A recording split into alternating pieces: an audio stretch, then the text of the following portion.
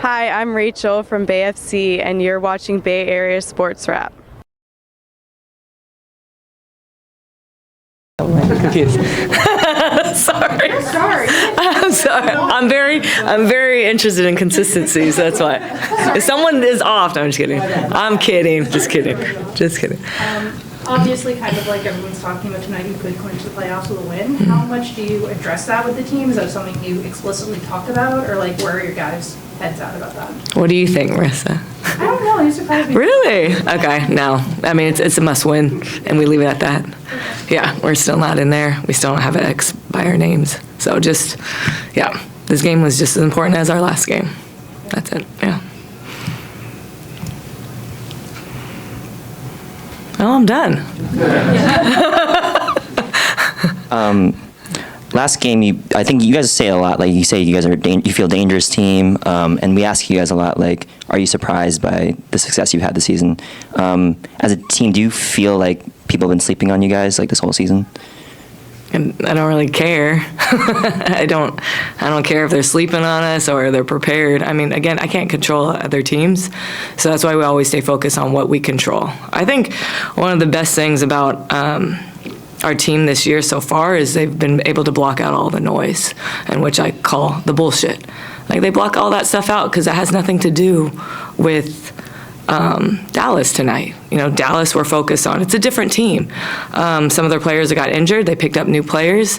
To me, they have a faster starting lineup than the last time we played them. They seem like they're playing a lot harder. I watched their game versus Minnesota, and to me, they're playing a lot more intense than the time that we played them. And so that's where I get my players to focus on is Dallas and not what everyone else is saying. Yeah. Hi, Natalie. Hi. How did Monique come out of the game and feeling good physically? And can you continue to kind of push her a little bit more and see what her minutes can be and kind of gauge that each night, I guess? Yeah, I'll just see how she feels when she's out there. You know, again, every game presents a different type of physicality. Like I said, energy. Dallas is playing harder than they were a week ago. So again, every minute, you know, I'll see. Usually the first minute will tell me how she feels, and then after that I can kind of gauge. But Mo plays extremely hard. She has that high energy, and that's what we need. Her voice, obviously, her rebounding, her defense inside, just her intensity. So we expect the same, obviously. But then obviously I just will play how the rhythm of the game goes and the units that have that synergy. And how special was that ovation when she checked in? I mean, I forgot to ask that the other night, but it was a huge roar. Yes. For not just for a second. Yeah, and again, that's just how intentional our crowd is. You know, they understand how much we miss Mo and what she brings to our team. And so, yeah, just having that, I was wondering what was going on, you know, because I stay so locked in on the game. But I heard a big roar. I'm like, did Caitlin sub in and I didn't even know about, you know? I'm like, what is going on here? But no, I mean, that just shows how much, you know, they care about Mo, our fans, how much they are, like, understanding who we are. And that's how close we are, too. Our fans are like our family right now, and that's what we love. Yeah. Coach, how tough is this iteration of the Dallas Wings to scout, considering all the roster moves they've made, and some of these players don't have a ton of WNBA game tape? You go back into their college tape. So that's, like I said, I have really great assistants, brilliant, where they can dig deep. So yeah, we had to dig some college film up, some stats, because you can still see how they play. It's just on a different court. So it's not really anything different. We've done this from all of our coaches have experience from grabbing film. And then obviously you want to dig, you want to call around, you want to see like what do you know about this person more just off the court. And so we just, as long as we do our homework, we're prepared, then we got to go out there and be the most connected team to beat them. Yeah. Natalie, I think earlier this week I asked you what, I don't remember the words I was looking for, what you enjoyed most this year about coaching. And now I want to ask, what have you learned most this year, not only about yourself as a coach, but yourself as a person? Not only, so both. Both, yes. As a coach, and what have I learned as a coach and as a person? Yes. Oh, God, it's personal. What I learned about myself as a coach. Now that I'm getting a lot of feedback, especially, I had dinner with my mentor, Armand Hill, last night, which is great for me because I get a lot of reflection. And he's honest with me, and he said, "You're intense. And he said, "You were intense the last game." So coming from him, who I think if you guys ever seen him coach, he's very intense. I didn't know that. I thought I was a little bit more joyous. I thought I was a little bit more, I thought I had a smile on my face, but I've started to learn, like, I'm getting more intense.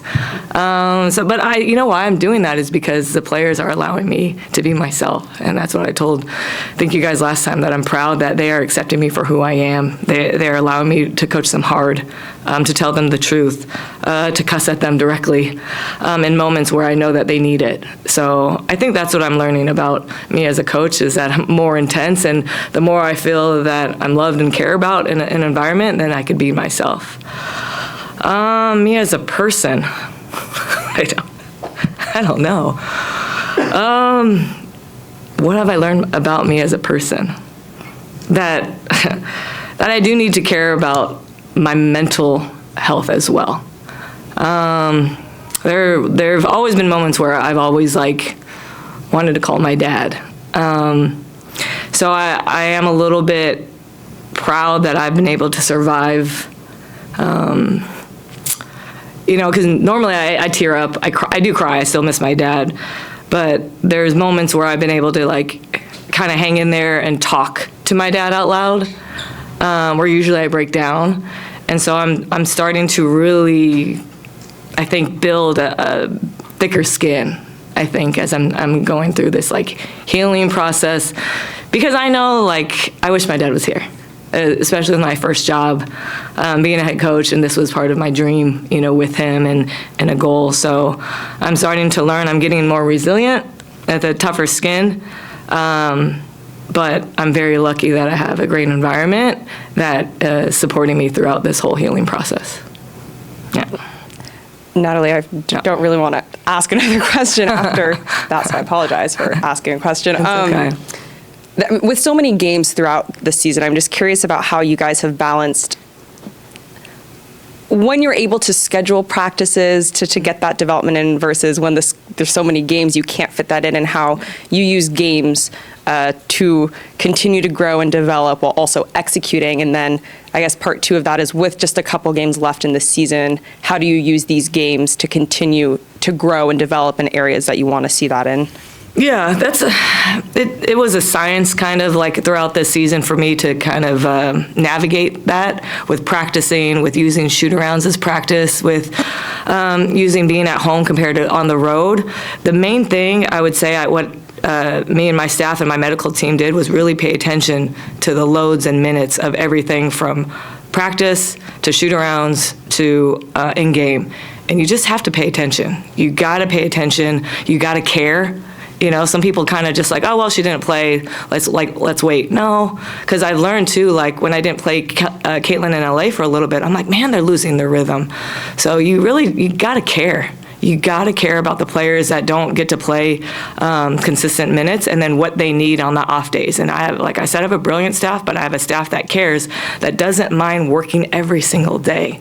They don't get days off as much as they should, but they have worked every single day. We haven't had one complete day off where I haven't texted them, called them, or they're on the floor because low minute players have to play. And our scout team, our scout team has been there for us, obviously, when we're at home. They have to work every single day. So it takes a village. It takes medical, our staff, scout team, and we all have to care. And I think that's the biggest thing that I'm super proud of with our whole organization, is everyone is showing up. Because some people could be I'm tired today, but everyone brings in good energy, and they really care about the player development piece as well. Yeah. Natalie, you said you talked to your dad out loud. What would your dad say to you about a night like this? You better fucking win. No, that's exactly what he would say. The way my dad raised me, I didn't have a lot of choices. As much as I thought I did, but he raised me in a very tough environment, to where he made work extremely important. Hard work, that was a priority. That's what I know. That's what he built me on. And I also learned, when you work really, really hard, good things happen, and you get to control that too. So I'm super glad that I had a very strict dad. My dad could have just been oh yeah, you don't have to practice today. Nope. that was not an option. I had very limited choices, but again, I'm very grateful that he built me the way I am. Hey, Coach. I'm just thinking about, you've talked a lot about sort of building a thicker skin and toughness and the players pushing you and you pushing the players. I'm also wondering, with so many players that have sort of exceeded expectations and found a kind of belief that you have in them, how do you do that? How do you sort of draw them out of themselves or make them feel accepted or make them feel believed in? You might have to ask them that. But I think it goes back to like our leadership, starting with Joe. Like Joe allowing me to be myself. I think that helps. Me, Jess, and Ohema, like connecting before the season started.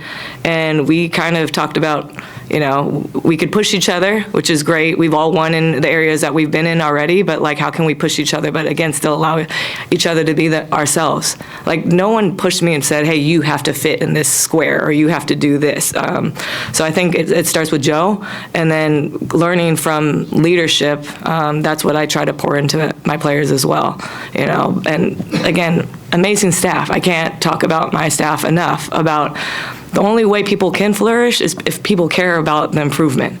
And I think our coaches do a great job of holding them accountable, but also supporting and being that ear when they don't have good days. They don't have the day to feel like, I don't want to come in today. Like our coaches, and when you watch them even warm up in pregame, they have this joy about them that, you want to come in and work with our staff every single day because they love basketball. And so I think it's a big care factor. It's their hearts that really, I think, possibly will improve these players, I think. I don't know, ask them, and maybe they'll have a different answer. Yeah. I just wanted to ask about Liz Kitley coming in here. What do you think she brings to this group? High character. Our whole team is obviously built on, team before self, and they always put the team first, no matter what. Like I was just actually talking to Morgan, is like we do have a lot of players that rather see their teammates succeed over themselves. And Liz embodies that. The time I was able to spend with Liz in Vegas, never was about her. It was always about the team. Hard worker, high IQ, and she's really funny. She's fucking funny. Like once you guys get her in an interview, she's super hilarious and she's easy to get along with. And so those are the type of people that you definitely always want to bring in. Yeah. So, all right. Thanks, you guys. Thank you. Tough question there, man. Got me there.